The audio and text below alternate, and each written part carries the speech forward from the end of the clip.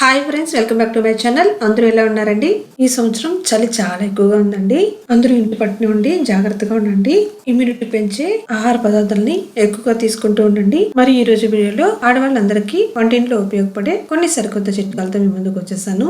మరి ఈ చిట్కాలన్నీ మీ అందరికీ చాలా బాగా యూజ్ అవుతాయండి.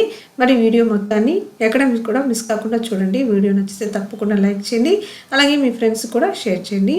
మరి ఈ రోజు వీడియోలోని మొదటి చిట్కా ఏంటంటే క్యారెట్స్ అండి. క్యారెట్స్ తెచ్చుకొని స్టోర్ చేసుకున్నప్పుడు కొద్ది రోజులకి అవి మెత్తబడిపోతూ ఉంటాయి. అలాగే పైన లేయర్ అంతా కూడా కలర్ చేంజ్ అయిపోతూ ఉంటుంది.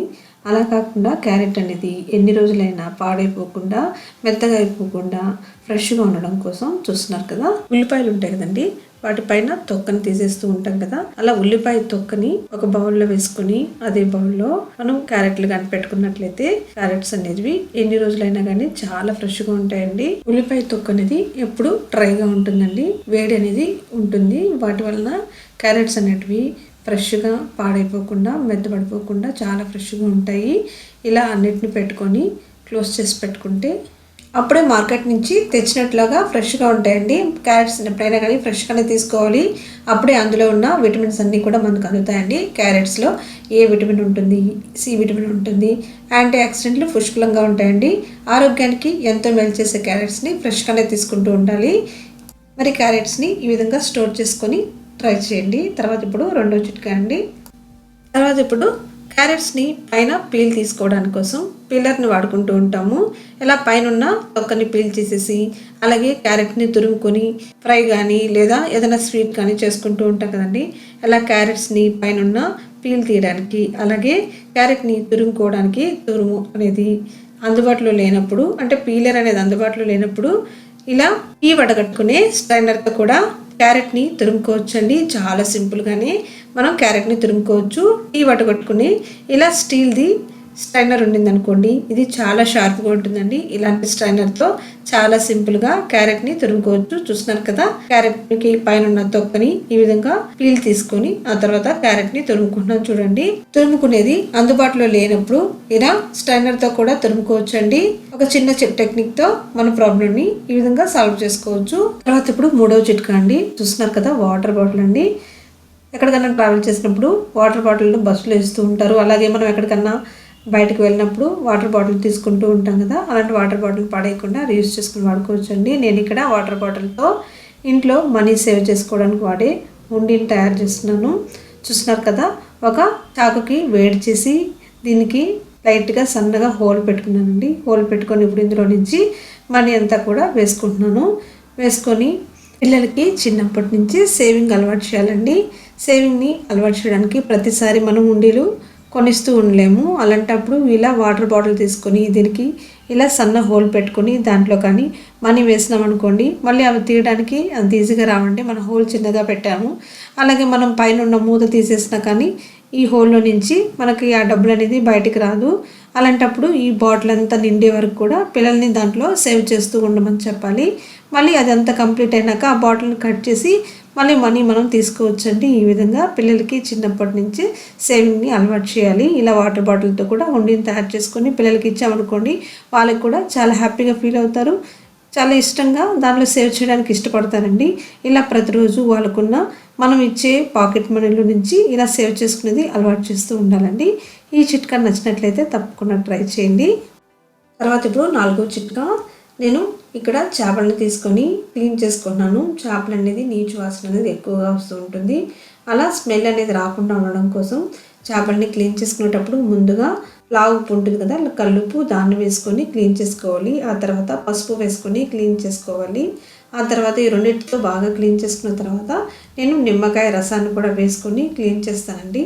అలాగే వీటన్నిటి తర్వాత పెరుగు వేసుకొని క్లీన్ చేసామనుకోండి, చేపలు అనేది అస్సలు నీచు వాసన అనేది రాకుండా చాలా ఫ్రెష్గా ఉంటాయండి.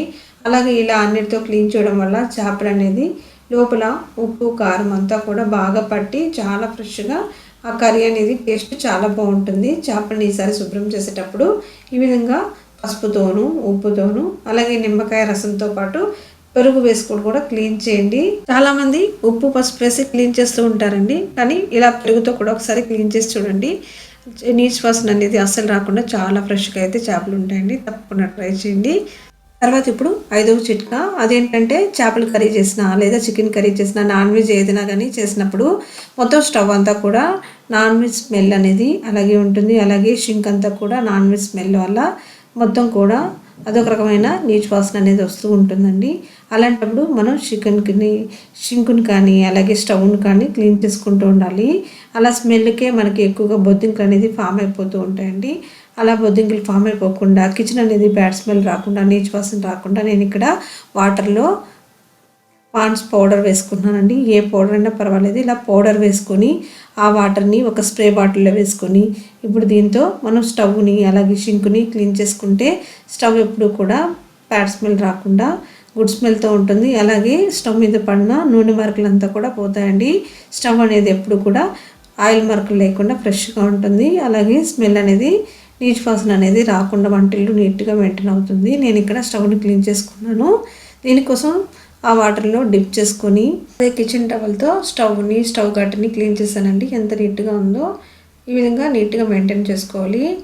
అప్పుడే మనకి బొద్దింకలు అనేది ఫామ్ అవ్వకుండా ఉంటాయి. అలాగే నేను షింకుని కూడా పౌడర్ వాటర్ని వేసుకొని ఆ తర్వాత ఒక స్క్రబ్బర్తో క్లీన్ చేసుకున్నాను. ఇలా క్లీన్ చేసుకోవడం వల్ల కిచెన్ దగ్గర సన్న సన్న పురుగులు అనేది దోమలు అనేది ఫామ్ అవ్వకుండా ఉంటాయి.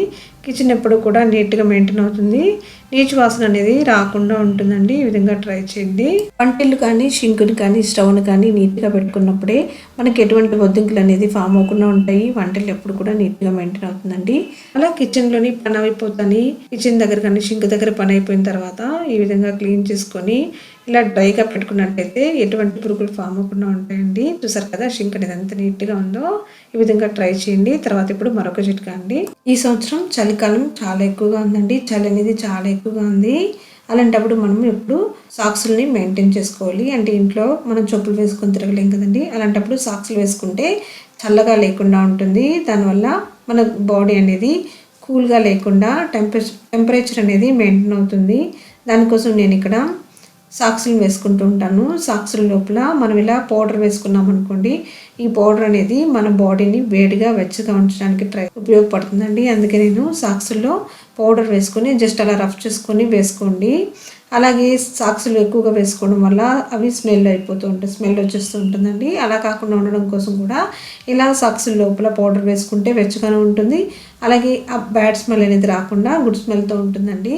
ఇలా మీరు కూడా ట్రై చేయండి. చల్లగా ఉన్న నేల మీద నడిచేటప్పుడు ఇలా సాక్స్లు వేసుకోవడం అలాగే చేతులు గ్లౌజులు వేసుకొని మన హెల్త్ని మనమే కదండి కాపాడుకోవాలి. ఇలా ఒకసారి మీరు కూడా ట్రై చేయండి. చాలా వెచ్చగా అయితే ఉంటుంది. అలాగే పిల్లలకి స్కూల్కి పంపించేటప్పుడు ఇలా సాక్స్లో పౌడర్ వేసి పంపించండి. వాళ్ళకు కూడా వేడి అనేది మెయింటైన్ అవుతుంది. అలాగే బ్యాడ్ స్మెల్ అనేది సాక్స్లో రాకుండా ఉంటుంది. మరి చూసారు కదా ఫ్రెండ్స్, ఈరోజు వీడియోలోని ఈ చిట్కాలన్నీ మీ అందరికీ యూజ్ అవుతాయని అనుకుంటున్నాను. ఆ ఛానల్లోని చిట్కాలన్నీ రోజువారీ లైఫ్లో ప్రతి ఆడవారికి ప్రతి ఒక్కరికి అవసరమైనటివి ఉంటాయండి. మరి వీడియో నచ్చితే తప్పకుండా లైక్ చేయండి. అలాగే యూస్ఫుల్ అనిపిస్తే మీ ఫ్రెండ్స్ కూడా షేర్ చేయండి. ఇలాంటి మరిన్ని మంచి వీడియోస్తో మీ ముందుకు వచ్చేస్తాను. Thank you so much for watching my video.